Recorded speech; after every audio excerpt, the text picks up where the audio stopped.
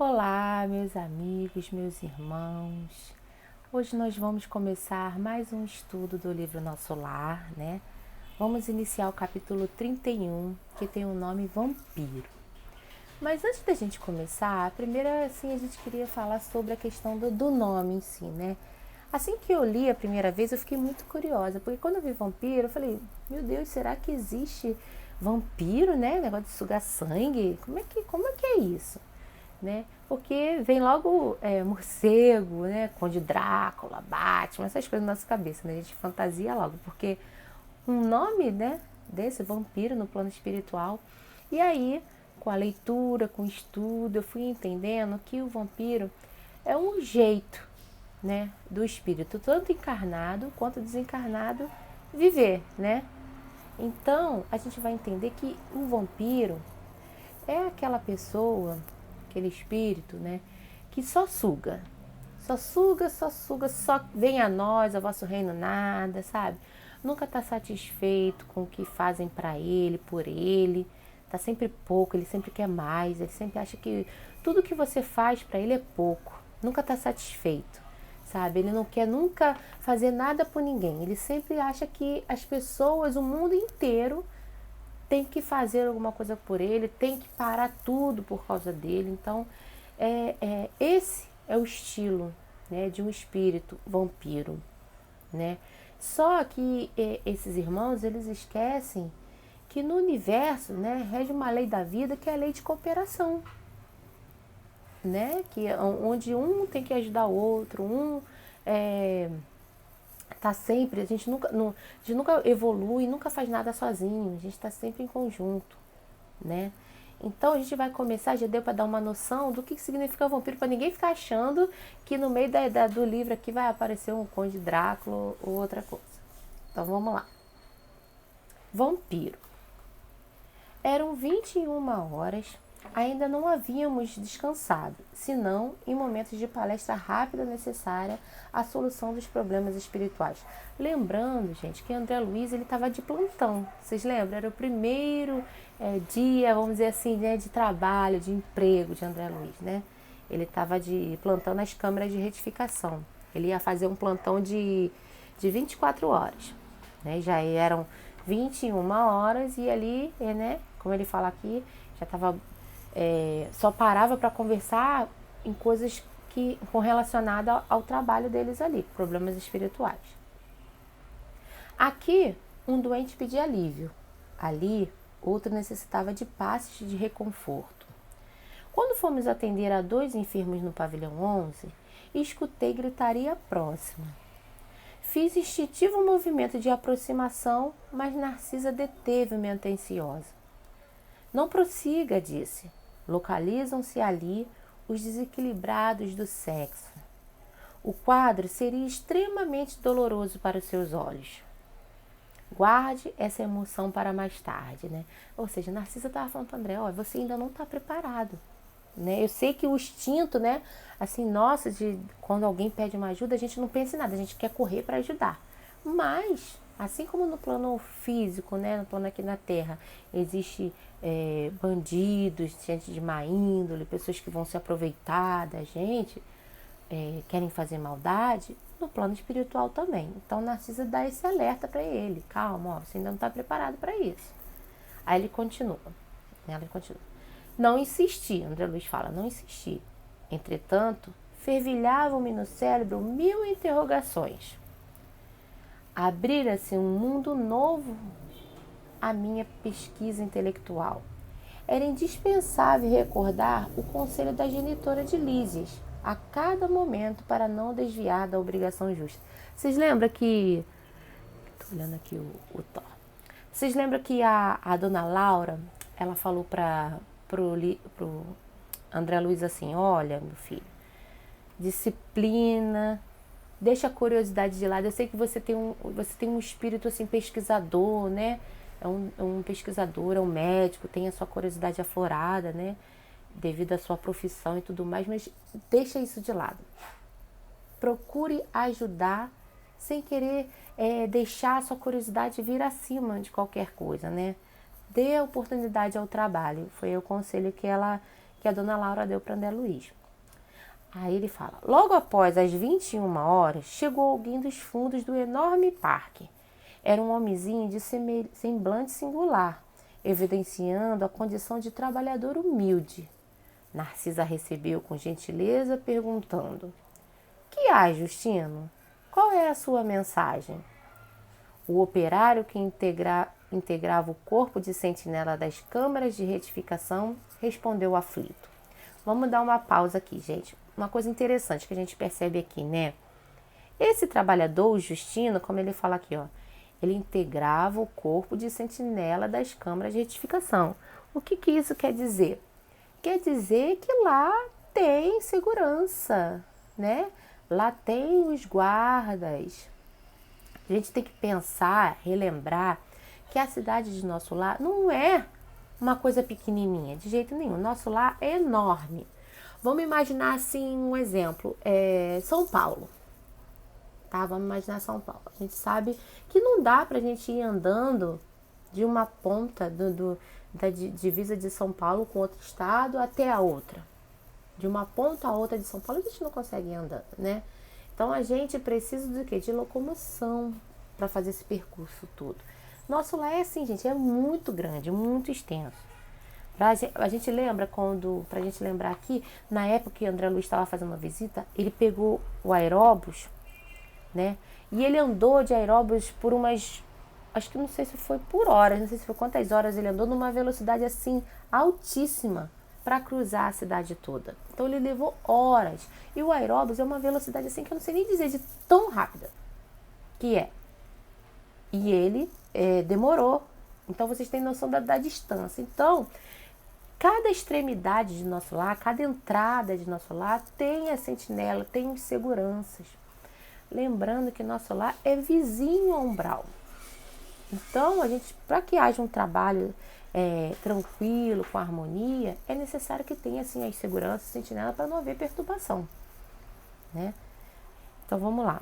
E as câmaras de retificação é muito, faz divisa com a entrada com o umbral, porque afinal de contas o trabalho, né, deles é recolher esses espíritos que estão lá. Então vamos continuar. Aí, né, o sentinela respondeu aflito: venho participar que uma infeliz está pedindo socorro no grande portão que dá de Campos desculpa, gente. Venho participar que uma infeliz mulher está pedindo socorro no grande portão que dá para o campo da cultura. Creio tenha passado despercebida aos vigilantes das primeiras cancelas. Né? Mais uma observação. Não tem só uma cancela, existem várias cancelas, para você ver a preocupação que eles têm de manter a ordem, o equilíbrio, né? A segurança daqueles que foram resgatados e estão ali em recuperação.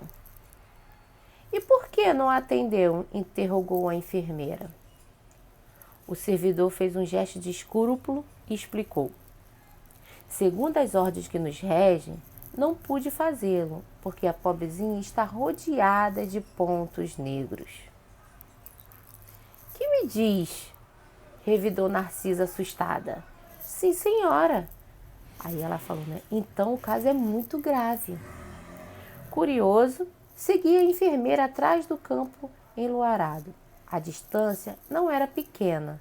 Lado a lado via-se o arvoredo tranquilo no parque muito extenso, agitado pelo vento caricioso. Havíamos percorrido mais de 1 quilômetro quando atingimos a grande cancela a que se referia o trabalhador. Deparou-se-nos então a miserável figura de mulher que implorava socorro do outro lado. Nada vi senão o vulto da infeliz, coberta de adrajos, rosto horrendo e pernas em chagas vivas.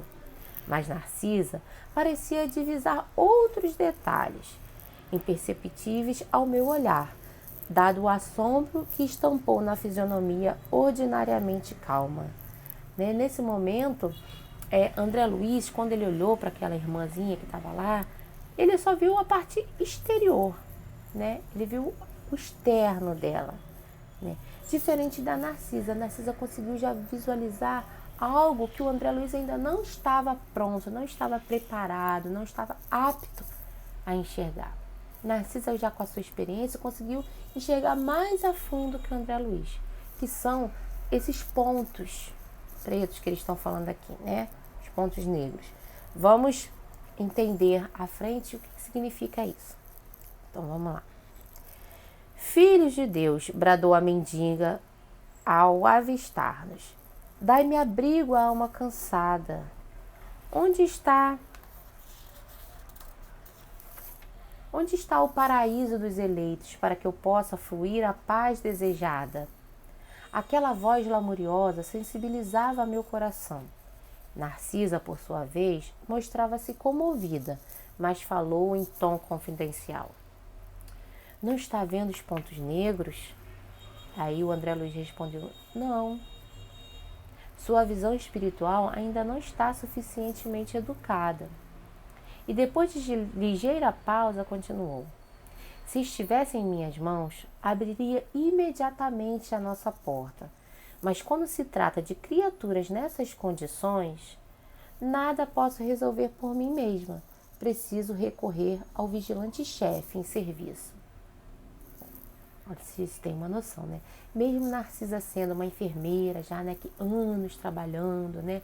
Ser uma das chefes lá do setor dela de trabalho, existe uma hierarquia, existe um respeito, uma organização, uma ordem. Então ela falou, eu não posso colocar ninguém para dentro sem a autorização do chefe vigilante, quer dizer, do segurança que coordena, que toma conta de tudo, do chefe dos seguranças, né? Do chefe da vigilância. Assim dizendo, aproximou-se da infeliz e informou em tom fraterno. Faça o obséquio de esperar alguns minutos. Voltamos apressadamente ao interior e pela primeira vez entrei em contato com o diretor das sentinelas das câmeras de retificação. Narcisa apresentou-me e notificou-lhe a ocorrência. Ele esboçou um gesto significativo e ajuntou. Fez muito bem, comunicando-me o fato. Vamos até lá. Dirigimos-nos os três para o local indicado. Chegamos à cancela, o irmão Paulo, orientador dos vigilantes, examinou atentamente a recém-chegada do umbral e disse: esta mulher, por enquanto, não pode receber nosso socorro. Trata-se de um dos mais fortes vampiros que tenho visto até hoje. É preciso entregá-la à própria sorte. Gente, olha esse parecer.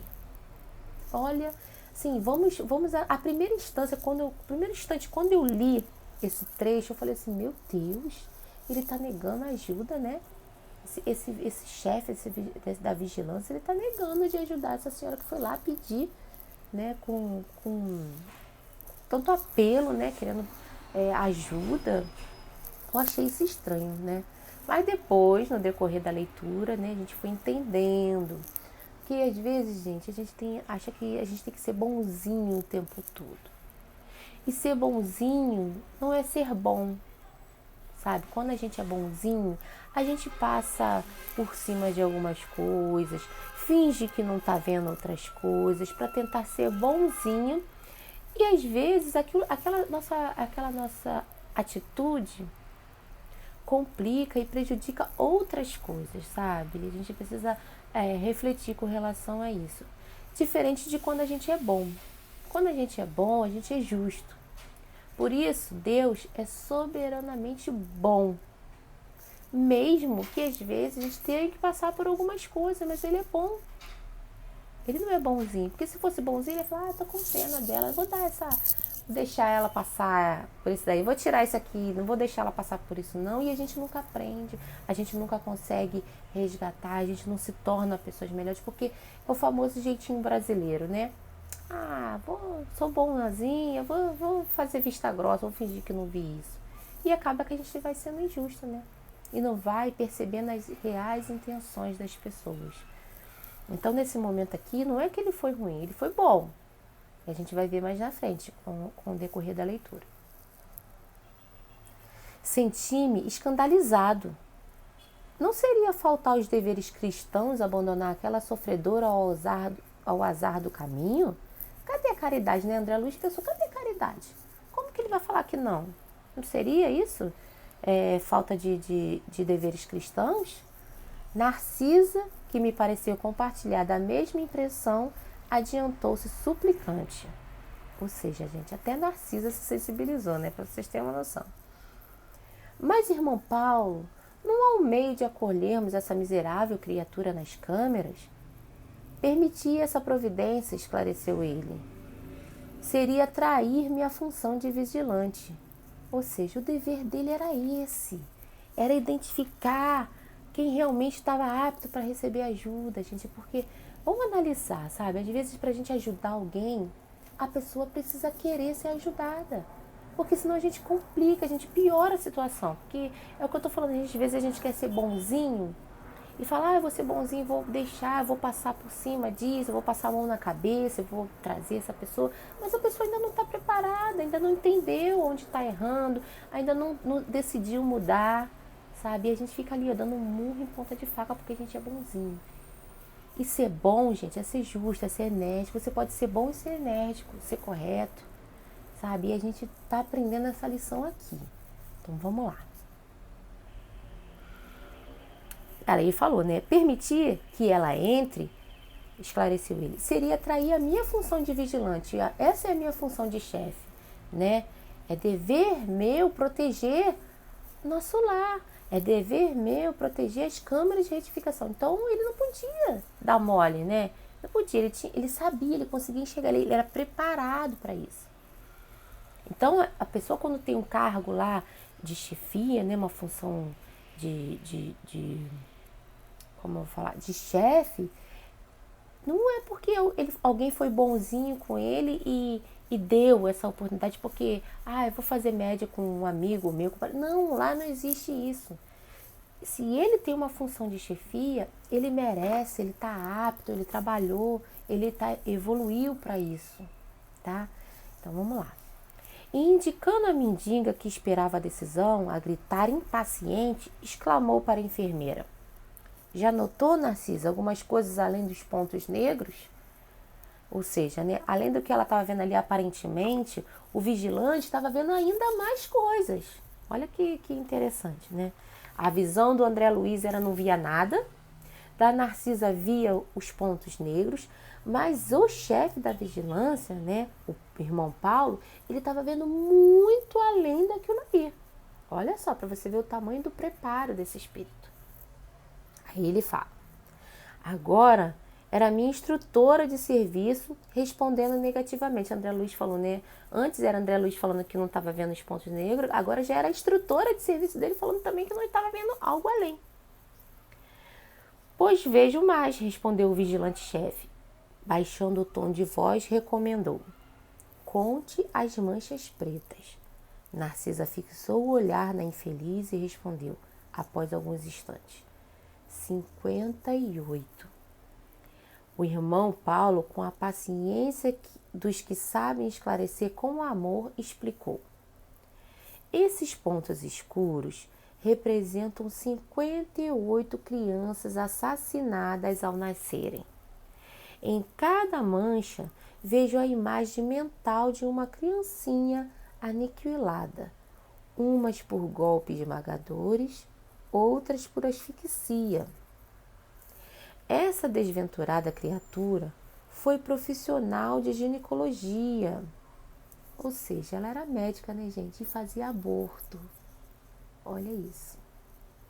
Essa desventurada criatura foi profissional de ginecologia. A pretexto de aliviar consciências alheias, entregava-se a crimes nefandos, explorando a infelicidade de jovens inexperientes. A situação dela é pior do que a dos suicidas e homicidas, porque por vezes apresenta atenuantes de vulto. Gente, o que ele está querendo dizer com isso? Porque ela, né, ela praticava esses atos de matar as criancinhas, né, fazendo um aborto, ou asfixiando, ou esmagando, simplesmente porque ela decidiu fazer aquilo para ganhar dinheiro. Ela tinha, vamos falar assim na maneira de hoje em dia, ela tinha uma clínica, né, de aborto. Então, quando ele fala aqui, ó, a pretexto de aliviar consciências alheias, entregava-se a crimes nefandos, explorando a infelicidade de jovens inexperientes. Aquela história das meninas novas, inexperientes, que querem, depois que acontecem, querem resolver isso, querem tirar, e, né, ela usando, né, esse motivo fútil, por dinheiro, ela matou 58 crianças. E cada criança dessa, que era esses pontinhos, gente, ficava gravado no perispírito todo aquele sofrimento, sabe? Quando a gente fere a lei, sabe? Ou ferindo a lei ou agindo no bem, essa informação fica gravada no perispírito da gente. Então, nesse caso, ficou gravado os pontinhos, e quando ele olhava o pontinho preto, não era só um pontinho, como ele fala aqui, ó.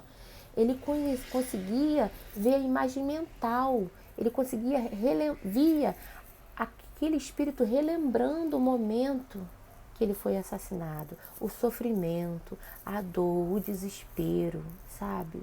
Aquilo tudo estava gravado em cada pontinho. É como se fosse HD. O nosso perispírito é como se fosse um HD externo, né? Que a gente vai gravando as coisas ali, ó. E cada ato que a gente faz fica gravado. Seja ele bom ou ruim, ele vai ficar gravado. Aí ele continua, né? A situação dela é pior do que a dos suicidas e homicidas, que por vezes apresentam atenuante de vulto. O que ele quer dizer com isso?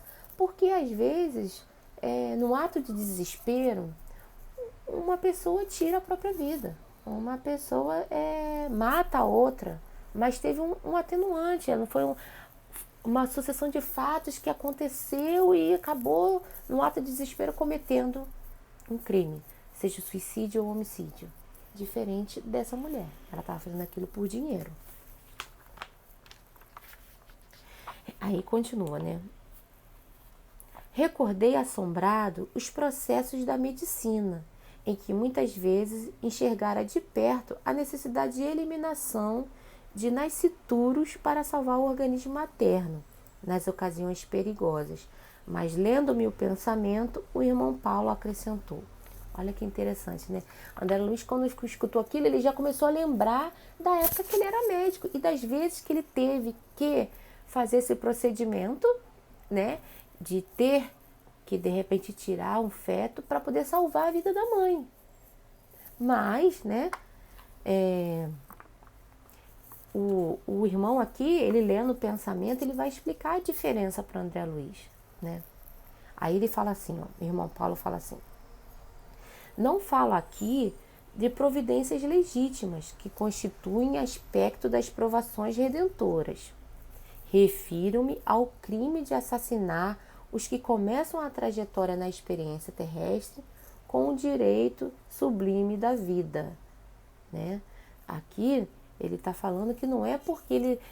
se a gente pegar o livro dos Espíritos, a gente vai ali na questão, a gente vai ver que no caso do risco da mãe vir a óbito, sabe? É compreensível que aconteça essa questão da retirada do neném se a vida da mãe estiver em risco.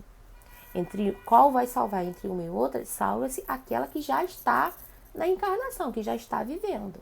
É assim, salvo esses casos. Como a gente falou, o que ela estava fazendo não era isso. O que ela estava fazendo são atos sem justificativa. Então vamos lá. Demonstrando a sensibilidade das almas nobres, Narcisa rogou: irmão Paulo, também eu já errei muito no passado. Atendamos a essa desventurada. Se me permite, eu lhe dispensarei cuidados especiais. Narcisa aqui, ela já estava tocada, né? Sensibilizada. Ela falou: olha, eu também já errei, ela errou, eu errei. Deixa que eu cuido dela, eu vou dar uma atenção especial para ela. Ela estava tentando de qualquer forma ajudar. Aí, né, ele responde assim: reconheço, minha amiga, respondeu o diretor da vigilância, impressionando pela sinceridade. Que todos somos espíritos endividados. Entretanto, temos a nosso favor o reconhecimento das próprias fraquezas e a boa vontade de resgatar os nossos débitos. Mas esta criatura, por agora, nada deseja senão perturbar quem trabalha. Os que trazem os sentidos calejados na hipocrisia emitem forças destrutivas. Para que nos serve aqui um serviço de vigilância, né? Ou seja, para que ele falou para Narciso assim, para que você acha que serve um serviço de vigilância assim tão rigoroso? Várias cancelas, várias guardas, por quê? Por como ele está falando aqui, né? Ele, o chefe da vigilância, né? Ele conseguia perceber a mentira e a falsidade naquele espírito, porque a gente vibra essa energia. Quando a gente mente, gente, isso aqui a gente tem que entender. Quando a gente mente, a gente acha assim, olha, ninguém tá sabendo, eu tô conseguindo enganar essa pessoa aqui, tô mentindo para ela. Mas na espiritualidade, a gente não engana. Porque quando a gente tá mentindo, a gente vibra uma energia de mentira, de falsidade. Então eles conseguem detectar. Então, e esses espíritos que são os vigilantes, eles percebem assim de longe, eles são treinados, eles são capacitados para isso. Então, isso que ele quis dizer, sabe? Que eles têm essa técnica, eles têm essa sabedoria de identificar a energia, a vibração daquele espírito quando ele é falso, quando ele mente. Serviço, o trabalho dele é esse. A questão, gente, não é quantos débitos a gente tem. É saber se você já reconheceu os seus débitos, os seus defeitos. É essa questão, como ela falou aqui. Todo mundo já errou, todo mundo tem os seus débitos, mas a gente quer saber, você já reconheceu? Já entendeu a importância de você mudar a atitude, resgatar, de querer ser diferente? Tem essa diferença. Tem muita gente que erra, mas ainda não entendeu que está errando, não aceitou, não quer mudar porque acha que está certo ainda. Entendeu? Então existe essa grande diferença. Como ele falou aqui, todos nós erramos, mas já estamos aqui porque já entendemos o erro, já entendemos que temos que mudar, que temos que nos melhorar, né? Aí ele continua. E sorrindo expressivamente exclamou: busquemos a prova. Ou seja, ele falou assim, vou fazer um teste, tá? Já que você está com essa dúvida, eu vou fazer um teste. Eu vou falar com ela e vamos ver se ela está realmente preparada, se ela entendeu, se ela quer mudar ou se ela está falando de boca para fora. Vou fazer um teste para vocês verem. Aí ele foi lá. O vigilante-chefe aproximou-se então da pedinte e perguntou, né? Ele usou aqui, gente, uma técnica, sabe, que eles usam lá. Ele começou a fazer várias perguntas e ver como que ela ia responder, como ela se comportar mediante aquilo. Então, vamos lá.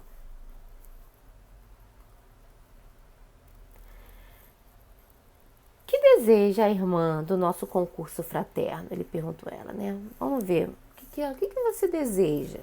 Aí ela respondeu, socorro, socorro, respondeu lacrimosa.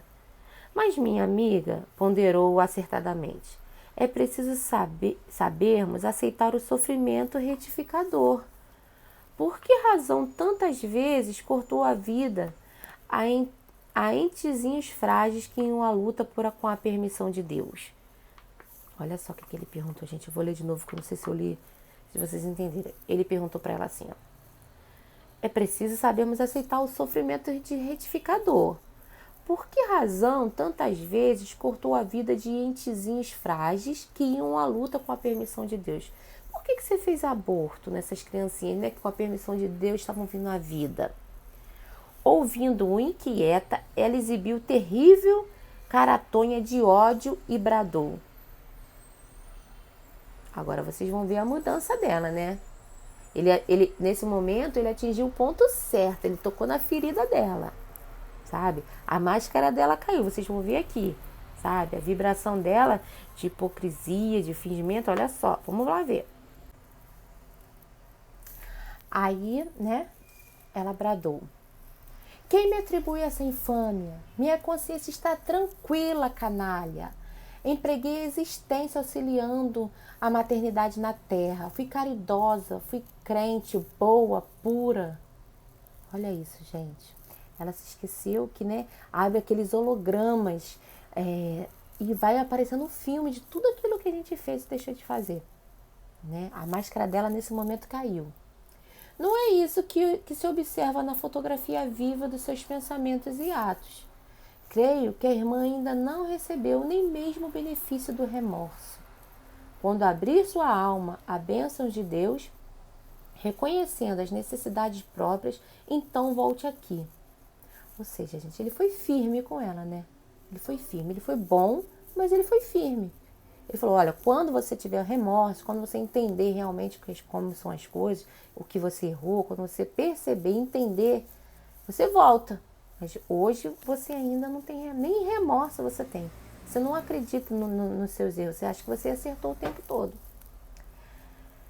Não é isso.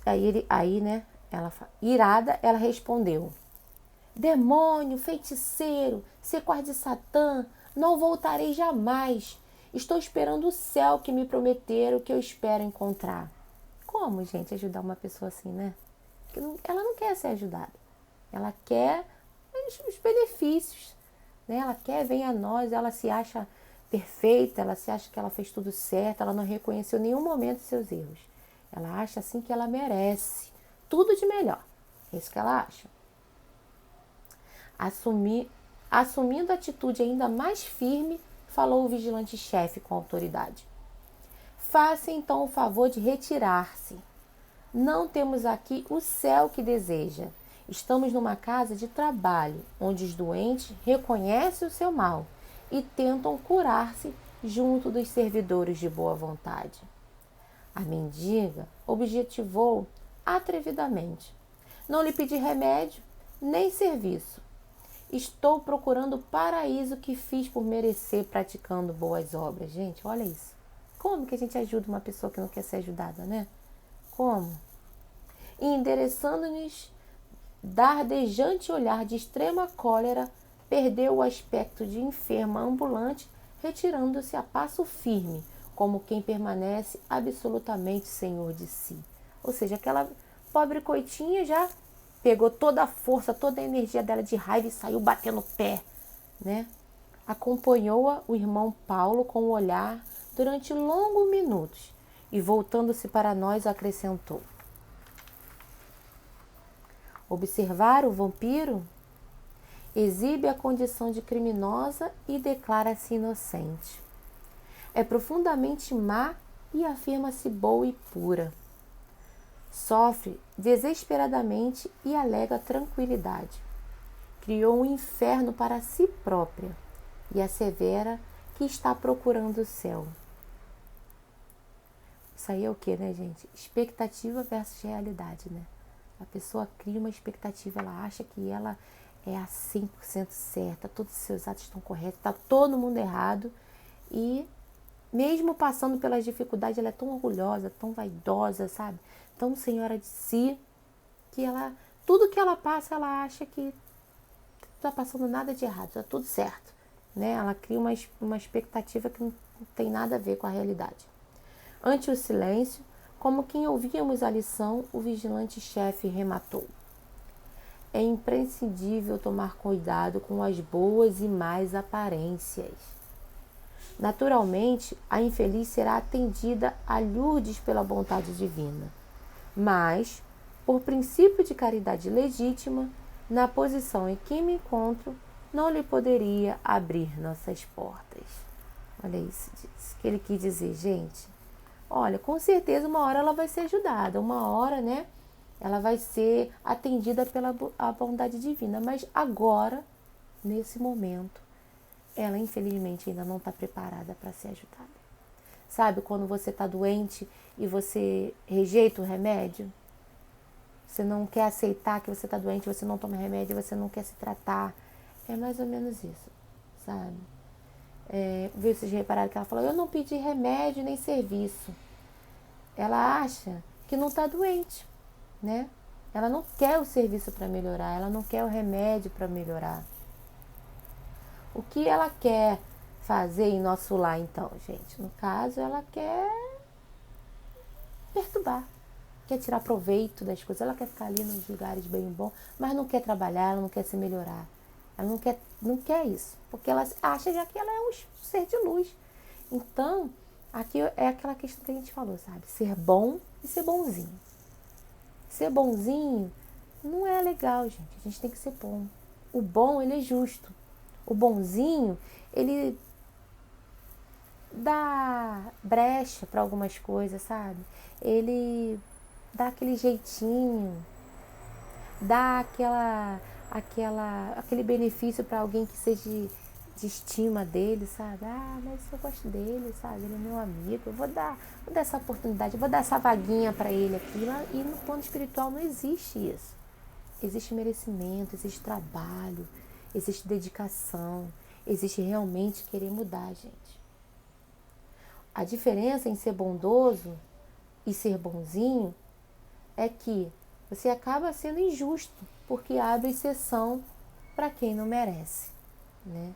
E o bom, a pessoa bom, ela é justa, ela é equilibrada, ela é correta. Então, gente, que a gente possa entender essa lição, sabe?